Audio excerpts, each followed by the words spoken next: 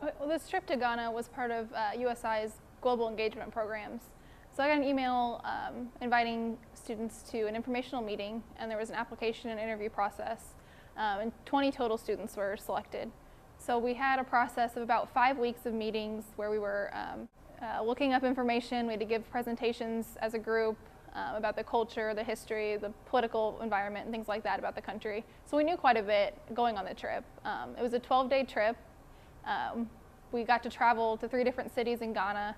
We learned about the culture. We got to experience a lot of museums and historical sites. And it was just a really great experience, cultural experience being there. USI has always had a really strong international study abroad program. These global engagement programs are just a greater initiative to try to get students involved in global affairs. Dr. Ashan actually has taken groups of students at previous universities he's worked at, so it was kind of his idea to take a group of students to Ghana this year. I know students last year went to India. I know there's students this year traveling to other countries through the same program.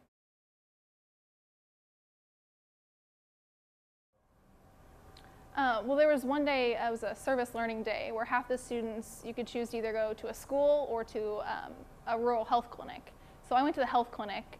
We traveled with 3 community healthcare nurses out to a very rural village.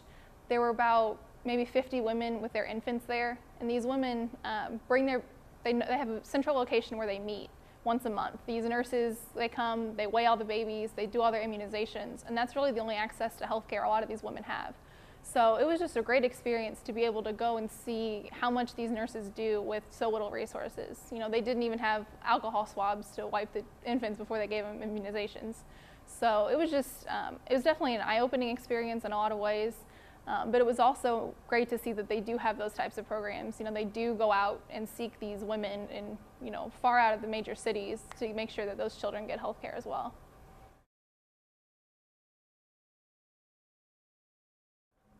I think it was just being there and meeting the people in Ghana, it was just different than what I expected. You know, I expected to see poverty, and I expected to, you know, see a different way of life, but, you know, I wasn't expecting to see everyone there with cell phones but no running water. It just, it was definitely a different way of life. But, you know, the people there were so welcoming and so friendly, and I guess it just brings you back to the importance, what things are important in life. You know, you don't have to have all of the stuff, all the material possessions to be happy and to be healthy and to be, you know, to live.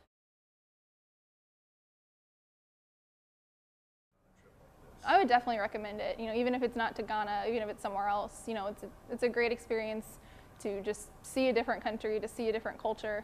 And through the universities, it's usually, you know, easier to do than planning a trip like that on your own.